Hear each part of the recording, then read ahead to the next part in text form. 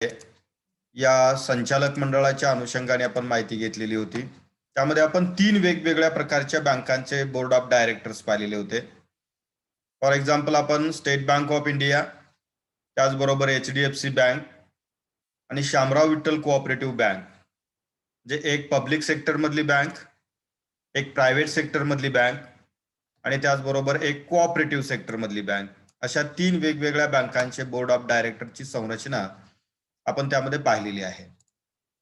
यामध्ये प्रत्येक बँकेच्या एस्टॅब्लिशमेंट बाबत जो काही लॉ किंवा कायदा केलेला आहे, त्या कायद्यामधल्या तरतुदीनुसार त्या बँकेचं बोर्ड ऑफ डायरेक्टर हे त्या ठिकाणी फॉर्म केलं जातं. हे आपण त्यामधल्या लीगल प्रोव्हिजन्स आपण त्या ठिकाणी त्याचा काल विचार केलेला आहे, अभ्यास केलेला आहे.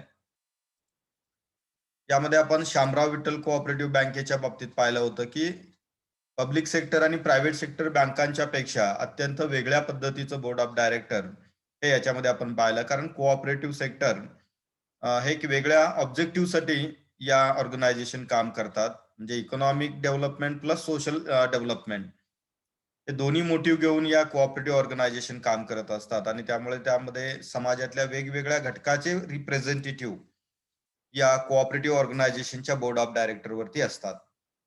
त्यामध्ये आपण वेगवेगळे घटकही पाहिलेले आहेत.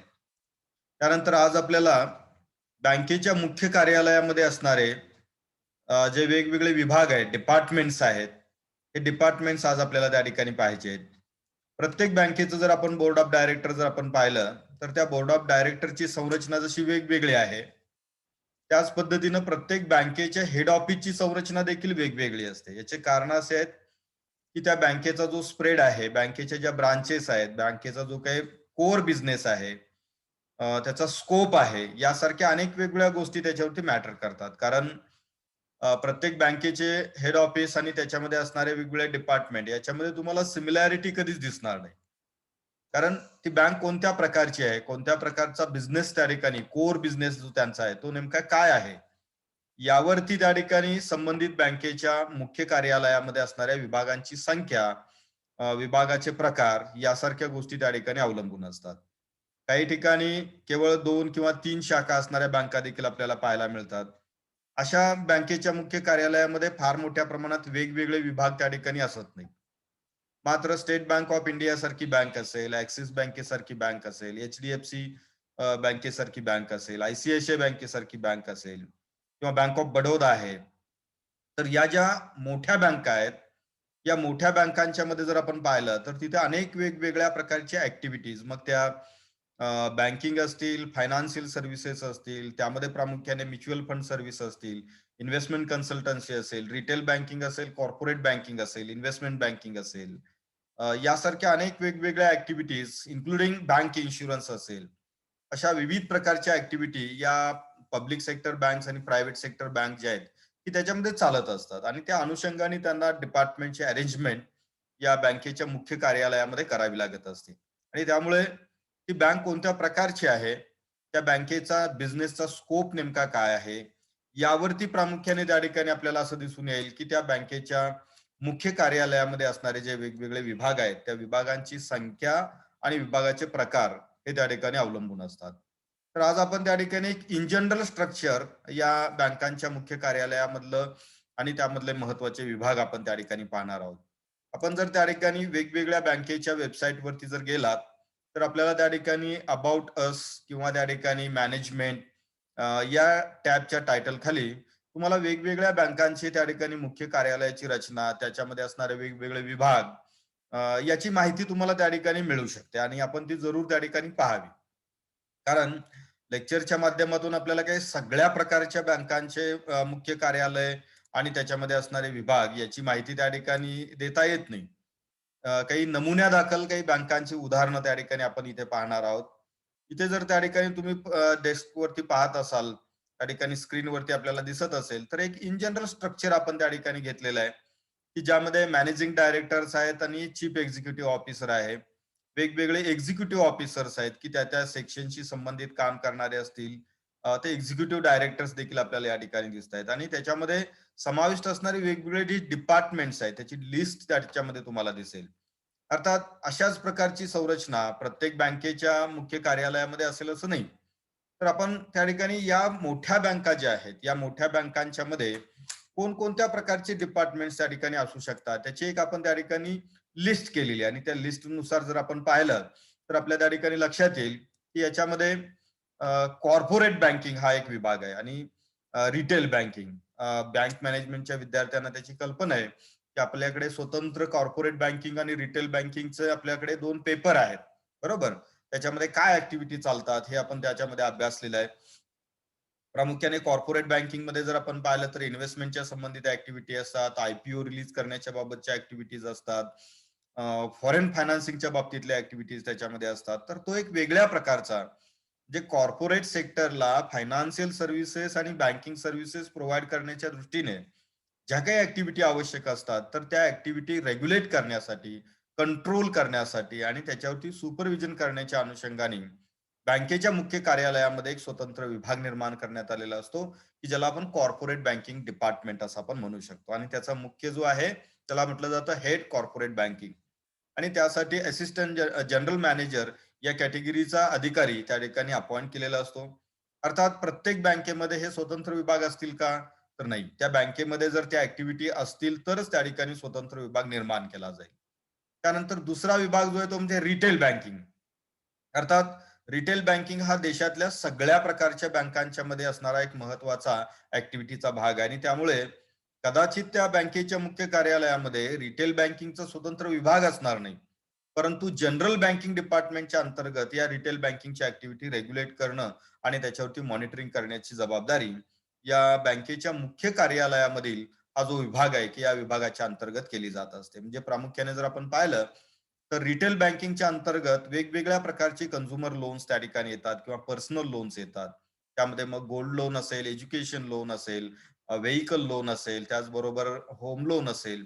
यासारख्या अनेक वेगवेगळ्या प्रकारचे रिटेल बँकिंग लोन्स डिस्ट्रीब्यूट करण्याचं कार्य बँकेच्या वेगवेगळ्या ब्रांचेस मधून त्या ठिकाणी चालत असतं. अर्थात त्यामध्ये जर संरचना जर आपण पाहिली तर बँकांच्यावरती नियंत्रण करण्यासाठी त्या ठिकाणी रिजनल ऑफिसेस असतात, त्यांच्यावरती झोनल ऑफिसेस असतात आणि मुख्य कार्यालय असतं. अशी एक ती शृंखला आहे, अशी एक त्या ठिकाणी चेन आहे. परंतु या सगळ्या गोष्टी ज्या रिटेल बँकिंगशी संबंधित आहेत, त्या रेग्युलेट करायच्या असतील तर बँकेच्या मुख्य कार्यालयामध्ये जनरल बँकिंग डिपार्टमेंट किंवा स्पेसिफिक त्या ठिकाणी रिटेल बँकिंग डिपार्टमेंट असं एक स्वतंत्र डिपार्टमेंट काम करत असलेलं आपल्याला पाहायला मिळेल. त्यानंतर तिसरा डिपार्टमेंट याच्यामध्ये आपण स्क्रीनवरती पाहत आहोत ते म्हणजे human resource management and administration. जे बँकेचं जे प्रशासन आहे, जे डे टू डे ऍक्टिव्हिटी ज्या व्यवस्थापनामधल्या आहेत आणि त्याचबरोबर ह्युमन रिसोर्स मॅनेजमेंटचा जो भाग आहे, कारण बँकिंग इन्स्टिट्यूटमध्ये ह्युमन रिसोर्स मॅनेजमेंट हा एक अत्यंत महत्वाचा भाग असतो.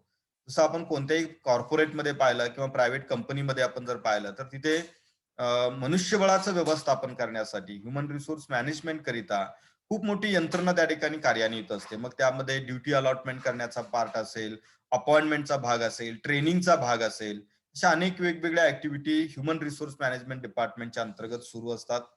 प्रशासनाच्या अंतर्गत वेगवेगळ्या अपॉइंटमेंट्स असतील, पत्रव्यवहार असेल, यासारख्या गोष्टी असतात. वेगवेगळ्या मीटिंग्स कंडक्ट करणं असेल, त्याच्या नोटिसेस जारी करणं असेल, त्या मीटिंग कंडक्ट केल्यानंतर त्याचे प्रोसिडिंग्स तयार करणं आणि ते प्रोसिडिंग रायटिंग करणं असेल, अशा अनेक वेगवेगळ्या बाबी प्रशासन या डिपार्टमेंटच्या अंतर्गत किंवा ऍडमिनिस्ट्रेशन डिपार्टमेंटच्या अंतर्गत येत असतात. तुम्हाला जर कधी त्या ठिकाणी वेळ मिळाला तर निश्चित कधीतरी सातारा डीसीसी बँक जी आहे, या बँकेच्या मुख्य कार्यालयामध्ये आपण त्या ठिकाणी जाऊन या, की ते एक फेरफटका जरी तुम्ही मारला, तरी तुम्हाला या बँकेच्या मुख्य कार्यालयामध्ये कोणकोणते विभाग आहेत, तिथे कुठल्या-कुठल्या प्रकारचे त्या ठिकाणी डिपार्टमेंटचे टायटल्स तुम्हाला पाहायला मिळतील.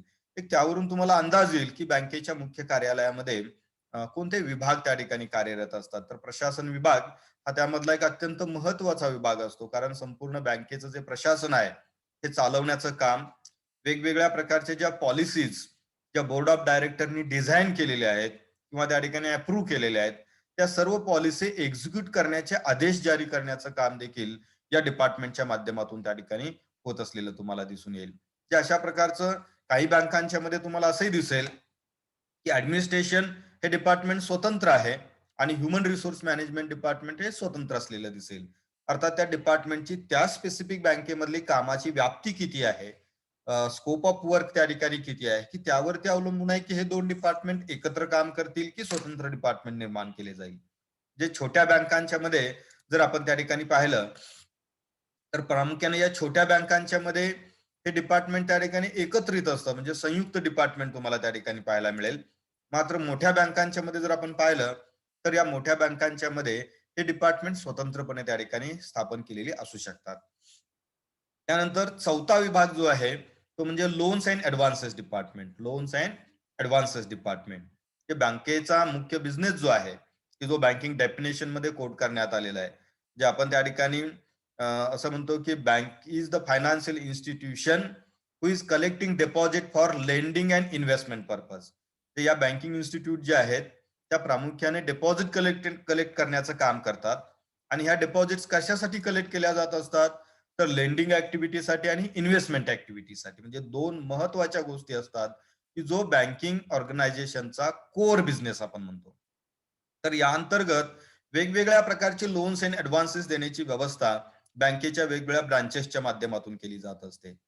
मात्र इथे प्रश्न आपल्या मनामध्ये असा निर्माण होऊ शकतो, की जर बँकेच्या ब्रांचमध्ये हे लोन्स अँड ऍडव्हान्सेस देण्याचं काम केलं जात असेल, तर मग बँकेच्या मुख्य कार्यालयामध्ये हे स्वतंत्र जे डिपार्टमेंट त्या ठिकाणी निर्माण केलं जातं, तर याचा पर्पज काय आहे नेमका? तर या डिपार्टमेंटचा मुख्य हेतू असा असतो, की बँकेच्या संदर्भात बँकेच्या वेगवेगळ्या प्रकारच्या कर्जविषयक योजना तयार करणं, की ज्या बोर्ड ऑफ डायरेक्टरच्या मंजुरीने त्या ठिकाणी बँकेच्या ब्रांचेसकडे इम्प्लिमेंटेशनसाठी पाठवणं. त्याचबरोबर कर्जाविषयीचे व्याजदर असतील, कर्ज वाटपाचा आढावा घेणं असेल, त्याचबरोबर कर्ज वितरण करत असताना ज्या कस्टमरच्या किंवा बॉरोवरच्या ज्या एक्सपेक्टेशन्स आहेत किंवा नवीन काही कर्जविषयक योजनांची मागणी आहे, या सर्व प्रकारच्या ज्या बाबी आहेत, त्या बोर्ड ऑफ डायरेक्टर पर्यंत पोहोचवणं आणि त्याला त्याची मंजुरी घेणं, आवश्यकता भासल्यास कर्जाच्या नवीन योजना तयार करण्याची शिफारस करणं. हे या प्रामुख्यानं लोन्स अँड ऍडव्हान्सेस डिपार्टमेंटचं काम आहे. त्याचबरोबर आपल्या झोनल ऑफिसेस, त्याचबरोबर रिजनल ऑफिसेसच्या माध्यमातून ते आपल्या बँकेचं जे काही कर्ज वाटपाचं टार्गेट आहे, त्याविषयीचा वेळोवेळी आढावा घेणं आणि त्याची माहिती बोर्ड ऑफ डायरेक्टर्सना सादर करणं. हे थोडक्यात आपण असं म्हणू शकतो, की संबंधित बँकेच्या ब्रांच, संबंधित बँकेचं झोनल ऑफिस, रिजनल ऑफिस आणि बोर्ड ऑफ डायरेक्टर यांच्यामध्ये कर्ज आणि ऍडव्हान्सेसच्या बाबतीमध्ये एक मध्यस्थ करण्याचं काम किंवा कोऑर्डिनेशन करण्याचं जे काम आहे, ते या लोन्स अँड ऍडव्हान्सेस डिपार्टमेंटचे लोक जे आहेत ते त्या ठिकाणी करत असतात. कारण बोर्ड ऑफ डायरेक्टरनी जे कर्ज आणि ऍडव्हान्सेस बाबतचे जे डिसिजन घेतलेले आहेत, ते decision zonal office, regional office पर्यंत पोहोचवणं, ब्रांच पर्यंत पोहोचवणं आणि ब्रांचमध्ये या लोन्स अँड ऍडव्हान्सेसच्या अनुषंगाने ज्या काही प्रत्यक्ष ऍक्टिव्हिटी सुरू आहेत, लोन डिस्ट्रीब्युशन सुरू आहे, त्या संदर्भातल्या काही अडचणी आहेत, त्याचा परफॉर्मन्स आहे, या दोन्ही बाबी त्याच्यामध्ये असू शकतात, की नेमकी काय सिच्युएशन आहे, या संदर्भातला डेटा कलेक्ट करणे आणि तो डेटा आवश्यकतेनुसार बोर्ड ऑफ डायरेक्टरच्या मीटिंगच्या वेळेला त्यांच्यासमोर सादर करणं, की जेणेकरून संचालक मंडळाला कळेल, की आपण जे काही कर्जविषयक योजना सुरू केलेल्या आहेत, त्यामधल्या वेगवेगळ्या योजनेच्या अंतर्गत किती कर्जाचं वाटप त्या ठिकाणी होत आहे, कोणत्या योजनेला चांगला रिस्पॉन्स त्या ठिकाणी मिळत आहे, कोणत्या कर्जविषयक योजनेला रिस्पॉन्स मिळत नाहीये. अशा अनेक वेगवेगळ्या ज्या बाबी असतात, की ज्या कर्जविषयक बाबी आहेत, की त्या सर्व त्या ठिकाणी या संचालक मंडळापर्यंत पोहोचवण्याचं काम आणि बोर्ड ऑफ डायरेक्टरनी जे जे काही निर्णय या कर्जविषयक धोरणाबाबत घेतलेले आहेत, ते निर्णय प्रत्यक्ष एक्झिक्युशनसाठी, इम्प्लिमेंटेशनसाठी ब्रांच लेवल पर्यंत पोहोचवण्याची ही एक व्यवस्था असते. त्याचबरोबर ब्रांच लेवलला अनेक वेगवेगळ्या प्रकारच्या अडचणी निर्माण होत असतात. कर्ज वाटप करत असताना असेल, कर्जाची वसुली करत असताना असेल, तर त्या ज्या काही अडचणी त्यांच्या आहेत, त्या अडचणी त्या बोर्ड ऑफ डायरेक्टर पर्यंत पोहोचवणं किंवा ज्या अडचणी रिजनल किंवा झोनल ऑफिस लेवलला सोडवता येणे शक्य असतात, त्या त्या लेवलला त्या ठिकाणी सोडवणं आणि काही अडचणी अशा असू शकतात कर्ज वितरणाच्या बाबतीमध्ये, की ज्या पॉलिसी डिसिजनचा पार्ट आहे आणि तो पार्ट मात्र त्या ठिकाणी रिजनल आणि झोनल लेवलला सॉल्व्ह होऊ शकत नाही. तर अशा परिस्थितीमध्ये या ज्या समस्या आहेत, की त्या समस्या त्या ठिकाणी संचालक मंडळापर्यंत, बोर्ड ऑफ डायरेक्टर पर्यंत पोहोचवणं आणि त्या संदर्भात आदेश प्राप्त करून घेणं. उदाहरणार्थ त्या ठिकाणी एज्युकेशन लोन ची स्कीम आहे आणि या एज्युकेशन लोनच्या स्कीमच्या अंतर्गत पूर्वी त्या ठिकाणी संचालक मंडळाने ठरवून दिलेली एक विशिष्ट कर्जाची मर्यादा असते. फॉर एक्झाम्पल, एज्युकेशन लोन करिता ही संबंधित बँकेने 50 लाख रुपये मॅक्सिमम लोन लिमिट ठरवून दिलेली आहे. मात्र वाढत्या महागाईमुळे त्याचबरोबर स्कूल कॉलेजेसच्या फीज मध्ये वाढ झाल्यामुळं, की जे काही कर्जदार आहेत, की त्यांना असं अपेक्षित असतं, की 50 लाखाच्या ऐवजी, की आता त्या ठिकाणी 70 लाख रुपयापर्यंत एज्युकेशन लोन मिळालं पाहिजे. कारण त्याशिवाय एमबीए असेल, इंजिनिअरिंग असेल, मेडिकल असेल, यासारखे जे कोर्सेस आहेत, की त्या कोर्सेसचा शिक्षणाचा खर्च किंवा एज्युकेशन फीचा जो खर्च आहे, तो भागवता येणे शक्य नाहीये. This is the expectation from the borrowers. या बॉरोवर कडून असणाऱ्या या अपेक्षा आहेत. परंतु बँकेची जी पॉलिसी आहे, त्या पॉलिसीमध्ये आपल्याला असं दिसतंय, की जास्तीत जास्त 50 लाख रुपयाचं एज्युकेशन लोन त्या ठिकाणी बँक प्रोव्हाईड करू शकते. मग या परिस्थितीमध्ये त्याचे अनेक वेगवेगळे विपरीत परिणाम त्या ठिकाणी लेंडिंग ऍक्टिव्हिटीवरती होतात. कारण एक तर लोक दुसऱ्या बँकेकडून कर्ज घेतील, किंबहुना जर त्याच बँकेकडून 50 लाख रुपयाचं कर्ज घेतलेलं असेल, तर उर्वरित रकमेसाठी, कारण फी भरण्यासाठी जे वरचे 20 लाख रुपये गरजेचे आहेत, त्याच्यासाठी मग ते बॉरोवर दुसऱ्या बँकेचं कर्ज काढतील किंवा त्याच बँकेचं पर्सनल लोन त्या ठिकाणी काढतील. आणि यामुळे कर्जदारांना विविध प्रकारच्या अडचणी निर्माण होऊ शकतात. आणि लोन डिस्ट्रीब्युशनचं जे टार्गेट आहे, ते टार्गेट पूर्ण करण्यासाठी जी वाढीव मर्यादा अपेक्षित असते, ती देखील त्या ठिकाणी या पॉलिसी मधल्या रिस्ट्रिक्शनमुळे फुलफिल होत नाही. मग अशा परिस्थितीमध्ये जे कर्जदार आहेत, या कर्जदारांची जी मागणी आहे किंवा त्यांच्या ज्या अपेक्षा आहेत, की त्या अपेक्षा की या रिजनल लेवलवरून झोनल लेवलपर्यंत आणि झोनल लेवल पासून त्या बँकेच्या मुख्य कार्यालयामध्ये लोन्स अँड ऍडव्हान्सेस डिपार्टमेंट जे आहे, तिथपर्यंत पोहोचवण्याचं कार्य हे डिपार्टमेंटच्या माध्यमातून होत असतं. आणि हा एक संकलित डेटा जो आहे, तो डिसिजन करिता, फायनल निर्णयाकरिता संचालक मंडळापर्यंत सादर करण्याची जबाबदारी ही लोन्स अँड ऍडव्हान्सेस डिपार्टमेंट जे आहे, की या डिपार्टमेंटची असलेलं आपल्याला पाहायला मिळेल. त्याचबरोबर 5वं डिपार्टमेंट ह्याच्यामध्ये स्क्रीनवरती तुम्हाला दिसत आहे, ते म्हणजे रिकव्हरी डिपार्टमेंट, की ज्याला आपण कर्ज वसुली विभाग असं आपण त्या ठिकाणी म्हणू शकतो. की बँकेच्या बाबतीमध्ये जसं कर्जाचं वितरण करणं ही जेवढी महत्वाची बाब आहे, त्याहीपेक्षा सर्वात महत्वाची बाब म्हणजे कर्जाची वसुली करणं. कारण बँकेचा जो काही टर्नओव्हर जो आहे, किंवा त्याच्यामधला जो फ्लो ऑफ मनी जो आहे, तो जर प्रॉपरली सर्क्युलेट व्हायचा असेल, तर बँकेकडे डिपॉझिट आल्या पाहिजेत. बँकेकडे आलेल्या डिपॉझिट मधून लेंडिंग अँड इन्व्हेस्टमेंटच्या ऍक्टिव्हिटी झाल्या पाहिजेत. कारण बँकेकडे आलेला हा जो पैसा आहे, तो बँकेमधून जास्तीत जास्त युटिलाइज होईल आणि त्याच्यामधून interest and non interest revenue या पद्धतीने वेगवेगळ्या प्रकारचे रेव्हेन्यू कसे मॅक्सिमम जनरेट होतील, याच्यासाठीचे अरेंजमेंट हे प्रामुख्याने कुणी करायचे, तर लोन्स अँड ऍडव्हान्सेस डिपार्टमेंटने करायचे. म्हणजे बँकेकडे जो डिपॉझिटच्या माध्यमातून आलेला पैसा जो आहे, की हा पैसा सीडी रेशोच्या प्रमाणात, म्हणजे कॅश डिपॉझिट रेशो हा रिझर्व्ह बँक ऑफ इंडियाने जो ठरवून दिलेला आहे, की तो त्या ठिकाणी किती असला पाहिजे, तर मॅक्सिमम 60 असला पाहिजे. म्हणजे 100 रुपयाच्या डिपॉझिट जर बँकेकडे आलेल्या असतील, तर 60 रुपयापर्यंतची रक्कम त्या ठिकाणी बँका लोन्स मध्ये त्या ठिकाणी युज करू शकतात. आणि जर त्या ठिकाणी ते होत नसेल, तर त्या ठिकाणी लोन्स अँड डिपार्टमेंटची काम किंवा त्याची जबाबदारी आणखी वाढते. कारण लोन्स वाढल्याशिवाय बँकेला इन्कमचा सोर्स त्या ठिकाणी जनरेट होणार नाही, रेव्हेन्यू त्या ठिकाणी मिळणार नाही. आणि तो त्या ठिकाणी रेव्हेन्यू केवळ लोन डिस्ट्रीब्युशन करून मिळू शकतो का, तर नाही. सपोज बँकेने त्या ठिकाणी 1,000 कोटी रुपयाच्या त्या ठिकाणी डिपॉझिट गोळा केल्या आणि त्याच्यामधून 600 कोटी रुपयाची लोन डिस्ट्रीब्युट केली. मात्र त्या ठिकाणी त्या लोनची जर वसुली होत नसेल, प्रॉपरली टाइमली त्याची रिकव्हरी जर होत नसेल, तर बँकेची लोन जे आहे ते ओव्हर ड्यू होणार आहेत, नॉन परफॉर्मिंग होणार आहेत. आणि नॉन परफॉर्मिंग झाली तर बँकेचा जो रेव्हेन्यू आहे तो कमी होणार आहे. आणि त्याचा ऑब्व्हियसली त्याचा इफेक्ट जो आहे तो ग्रॉस प्रॉफिट वरती होणार आहे, नेट प्रॉफिट वरती त्याचा इफेक्ट होणार आहे.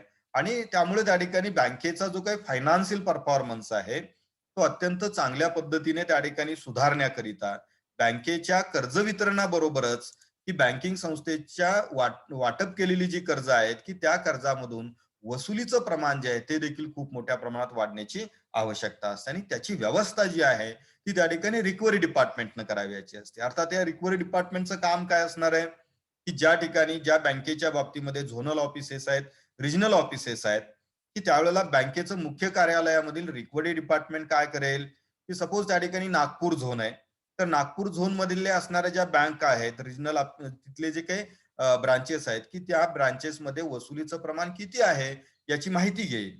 जर त्या ठिकाणी अप्रोप्रिएट लेवलला वसुली होत असेल, तर इट्स ओके. परंतु जर त्या झोन मधल्या ब्रांचेस मधून वसुलीचं प्रमाण जर कमी झालेलं असेल, म्हणजे एनपीए वाढत चाललेला असेल, तर त्या ठिकाणी हे रिकव्हरी डिपार्टमेंट काय करेल, नागपूर झोनला त्या ठिकाणी आदेश देईल, की आपल्या विभागामधलं वसुलीचं प्रमाण वाढवण्यासाठी तुम्ही प्रयत्न केले पाहिजेत. त्यासाठी जे टेक्निक्स वापरणं गरजेचं आहे, त्या संदर्भात त्यांना माहिती दिली जाईल. आणि मग ते झोनल ऑफिस तिथलं काय करेल, की तिथल्या ब्रांचना तशा प्रकारचे इन्स्ट्रक्शन देईल आणि ब्रांचच्या माध्यमातून वसुलीचं कामकाज जे आहे ते जास्तीत जास्त होण्याच्या दृष्टिकोनातून हे अरेंजमेंट करण्याची जबाबदारी ह्या रिकव्हरी डिपार्टमेंटची असेल. त्यामधून देखील ब्रांचेस लेवलला वसुलीसाठी काही मदतीची गरज असते, वसुली अधिकाऱ्यांची गरज असते की जे एम्पावर्ड रिकव्हरी ऑफिसर्स असतात, की ज्यांना रिझर्व्ह बँक ऑफ इंडियाच्या लिस्टमध्ये रिकव्हरी ऑफिसर मधून म्हणून त्यांना एनलिस्ट केलेलं असतं. कोऑपरेटिव्ह बँकांच्या बाबतीत जर आपण पाहिलं तर रिकव्हरी ऑफिसरची नियुक्ती ही त्या ठिकाणी बँक करत असते, मात्र त्याला अप्रुव्हल सहकार निबंधक जो असतो, कोऑपरेटिव्ह रजिस्ट्रार जो आहे की त्याचे अप्रुव्हल घेतलेला अधिकारी वसुलीसाठी त्या ठिकाणी पाठवणं गरजेचं असतं. कारण आपण कधीतरी पाहिलं असेल की एखाद्या व्यक्ती कर्जदार आहे आणि त्यांनी कर्ज भरलेलं नाही, म्हणून त्याच्या घरी बँकेचे ऑफिसर रिकव्हरीसाठी येतात. तर अशा रिकव्हरी करिता जो ऑफिसर पाठवला जातो तो त्या ठिकाणी मान्यता प्राप्त रिकव्हरी ऑफिसरच असला पाहिजे. बँकेची इतर कोणतीही व्यक्ती वसुलीसाठी कर्जदाराच्या दारात जाऊ शकत नाही. हे रिझर्व्ह बँक ऑफ इंडियाचे आणि बँकिंग कोड ऑफ स्टँडर्डचे रूल्स आहेत आणि त्यानुसार एम्पावर्ड ऑफिसर्स जे आहेत त्याची जर गरज एखाद्या ब्रांचला लागत असेल तर त्या पद्धतीनं हे असे एम्पावर्ड ऑफिसर्स त्यांना उपलब्ध करून देण्याची व्यवस्था सुद्धा या रिकव्हरी डिपार्टमेंटच्या माध्यमातून करण्याची गरज असते आणि ते त्या ठिकाणी केले जात असते. तर अशा अनेक वेगवेगळ्या बाबी आहेत की कर्जाच्या वसुलीच्या बाबतीमध्ये अनेक वेगवेगळ्या गव्हर्नमेंटच्या स्कीम येत असतात. कर्जमाफीच्या बाबतीमधल्या असतील, त्या अनुषंगाने त्याची अंमलबजावणी करणं असेल, वन टाइम सेटलमेंट सारख्या स्कीम गव्हर्नमेंटच्या येत असतात की ज्याच्या अंतर्गत आपण कर्जदाराला काही सवलती देत असतो की जर कर्जदाराचं कर्ज थकबाकीत आहे आणि त्याला जर वन टाइम जर तो भरत असेल तर त्याला व्याजामधलं निम्म व्याज माफ करणं असेल किंवा पूर्ण व्याज माफ करणं असेल, 25% व्याजाची रक्कम माफ करणं असेल, अशा अनेक वेगवेगळ्या प्रकारच्या स्ट्रॅटेजीज अडॉप्ट कराव्या लागतात की ज्याच्या माध्यमातून बँकेच्या मूळ कर्जाची वसुली जी आहे ती जास्तीत जास्त होईल अशा प्रकारची ती व्यवस्था करावी लागत असते. काही वेळेस असंही घडतं की कर्जदार नादार झालेला असतो आणि त्या ठिकाणी तो कर्जाची रक्कम परतफेड करू शकत नाही.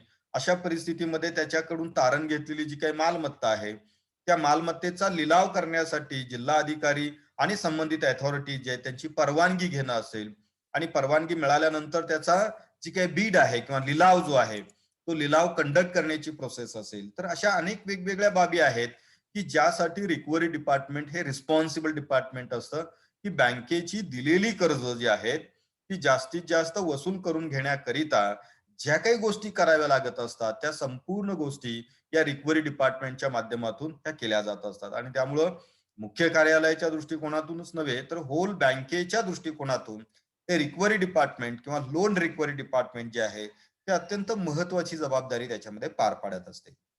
त्यानंतर 6वं डिपार्टमेंट जे आहे मुख्य कार्यालयामधलं ते म्हणजे ऑडिट अँड कंप्लायन्सेस डिपार्टमेंट. आपल्याला सर्वांना माहिती आहे की बँकांच्या मध्ये अनेक वेगवेगळ्या प्रकारचे ऑडिट्स असतात. त्यामध्ये आपल्याला सर्वांना परिचयाचा असणारा ऑडिट म्हणजे फायनान्शियल ऑडिट. फायनान्शियल ऑडिट हा तर एक भाग आहेच आहे, प्रश्नच नाही. परंतु याच्या व्यतिरिक्त अलीकडच्या कालावधीमध्ये रिझर्व्ह बँक ऑफ इंडियानी ऑडिटचे अनेक वेगवेगळ्या प्रकारचे टाइप्स हे इंट्रोड्यूस केलेले आहेत आणि ते मॅन्डेटरी केलेले आहेत. ह्युमन रिसोर्स ऑडिट आहे, म्हणजे हा एक प्रकार नव्याने त्या ठिकाणी सगळ्या कॉर्पोरेट ऑर्गनायझेशनला लागू करण्यात आलेला आहे. त्याचबरोबर त्या ठिकाणी इन्फॉर्मेशन सिस्टम ऑडिट आहे, म्हणजे बँकेच्या जे काही इन्फॉर्मेशन सिस्टम आहेत, कम्प्युटर आहे, नेटवर्किंग आहे, या ज्या सगळ्या आयटीच्या सुविधा ज्या आहेत की त्या सिक्युअर आहेत का, सेफ आहेत का, याबाबतचं सुद्धा त्या ठिकाणी ऑडिट करण्याची आता गरज आहे आणि तशा प्रकारची गोष्ट आता आरबीआयनी मॅन्डेटरी केलेली आहे. म्हणजे आतापर्यंत आपण फक्त फायनान्शियल ऑडिट करत होतो, मग त्यामध्ये इंटरनल ऑडिट असेल, एक्सटर्नल ऑडिट असेल, स्टॅट्युटरी ऑडिट असेल, अॅन्युअल ऑडिट असेल, इंटरिम ऑडिट असेल. ऑडिटचे हे वेगवेगळे प्रकार आपण अकाउंटमध्ये शिकलेला आहात. परंतु याच्या व्यतिरिक्त देखील ह्युमन रिसोर्स ऑडिट आहे, information system and technology audit आहे. तर या सगळ्या ऑडिटची जी रिस्पॉन्सिबिलिटी आहे, ऑडिटमध्ये जे काही ऑडिटरनी दाखवलेल्या क्युरीज आहेत किंवा त्याच्यामध्ये दाखवलेल्या त्रुटीज आहेत, या त्रुटीची पूर्तता करण्याची जबाबदारी देखील या ऑडिट अँड कंप्लायन्स डिपार्टमेंटची आहे. म्हणजे या डिपार्टमेंटचं टायटलच असं आहे पहा, ऑडिट अँड कंप्लायन्सेस. ऑडिटमध्ये ज्या काही त्रुटी निदर्शनास आलेल्या आहेत त्या त्रुटींची पूर्तता करणं, त्याच्यासाठी योग्य ते प्रोव्हिजन करण्याची जबाबदारी पण याच डिपार्टमेंटकडे त्या ठिकाणी असते. तर विद्यार्थी मित्रांनो, आपल्याला लक्षात आलेलं असेल की या बँकेच्या मुख्य कार्यालयामध्ये जे कॉर्पोरेट बँकिंगचं डिपार्टमेंट आहे ते कॉर्पोरेट बँकिंग ऍक्टिव्हिटीच्या संदर्भात जबाबदार आहे. रिटेल बँकिंग डिपार्टमेंट जे आहे ते रिटेल बँकिंग सर्व्हिसेसच्या बाबतीमध्ये जबाबदार असणारे डिपार्टमेंट आहे. एचआरएम किंवा ऍडमिनिस्ट्रेशन डिपार्टमेंट जे आहे ते ह्युमन रिसोर्स मॅनेजमेंट आणि डे टू डे प्रशासनाच्या ज्या बाबी आहेत की त्याच्याशी संबंधित असणारं डिपार्टमेंट आहे. लोन्स अँड ऍडव्हान्सेस डिपार्टमेंट हे बँकेच्या सर्व प्रकारच्या कर्जाच्या बाबत जबाबदारी पार पाडणारे डिपार्टमेंट आहे. इथे एक बाब लक्षात घ्या, काही बँकांच्या मध्ये या लोन अँड ऍडव्हान्सेस डिपार्टमेंट मध्ये सुद्धा विभागणी झालेली दिसून येते. म्हणजे तिथे agriculture loan department, non agriculture loan department, industrial loan department, असे अनेक वेगवेगळे प्रकार आणि उपप्रकार त्या बँकेच्या कार्याच्या व्याप्तीनुसार असू शकतात. परंतु इन जनरल लोन डिपार्टमेंट हे एक महत्वाचं डिपार्टमेंट आहे. त्याचबरोबर कर्जाच्या वसुलीसाठी रिकव्हरी डिपार्टमेंट देखील अत्यंत महत्वाचं आहे. आणि बँकेच्या financial audit, human resource audit, त्याचबरोबर त्या ठिकाणी इन्फॉर्मेशन सिस्टम ऑडिट करिता ऑडिट अँड कम्प्लायन्सेस डिपार्टमेंट जे आहे हे सुद्धा एक अत्यंत महत्वाचं डिपार्टमेंट असलेलं आपल्याला दिसून येईल. विद्यार्थी मित्रांनो, खूप सारी डिपार्टमेंट्स आहेत. त्यापैकी आज आपण त्या ठिकाणी 6 महत्वाचे डिपार्टमेंट जे आहेत ते कव्हर केलेले आहेत, की ज्यामध्ये corporate banking, retail banking department, human resource and administration department, loans and advances department, recovery department and audit and compliances department. तर हे आपण त्या ठिकाणी 6 महत्वाचे जे डिपार्टमेंट्स आहेत त्याची माहिती आज आपण त्या ठिकाणी घेतलेली आहे. उर्वरित डिपार्टमेंट जे आहेत ते आपण उद्याच्या लेक्चरमध्ये त्या ठिकाणी कव्हर करणार आहोत. सर्वसाधारणपणे 22 ते 23 महत्वाचे डिपार्टमेंट्स आहेत. या सर्व डिपार्टमेंटची माहिती आपण त्या ठिकाणी घेणार आहोत आणि त्याच्यामध्ये नेमकं काय कामकाज त्या ठिकाणी चालतं याची सविस्तर माहिती आपण त्या ठिकाणी घेणार आहोत. तर ठीक आहे, आजच्यासाठी आपण या ठिकाणी इथेच थांबूया. उद्या पुन्हा आपण राहिलेले 5 ते 6 डिपार्टमेंट जेवढी आपल्याला कव्हर करता येतील तेवढे डिपार्टमेंट्स आपण उद्याच्या लेक्चरला त्या ठिकाणी कव्हर करणार आहोत. तर सर्वांसाठी सूचना आहे की उद्या शार्प त्या ठिकाणी 9:40 ला त्या ठिकाणी जॉईन व्हायचंय. आपलं जास्तीत जास्त लेक्चर हे 20 ते 25 मिनिटाचंच त्या ठिकाणी असणार आहे. त्यामुळे जास्त वेळ काही मी घेणार नाही. परंतु शार्प 9:40 ला सर्वांनी त्या ठिकाणी जॉईन होणं आवश्यक राहील. ठीक आहे. Thank you. Good day.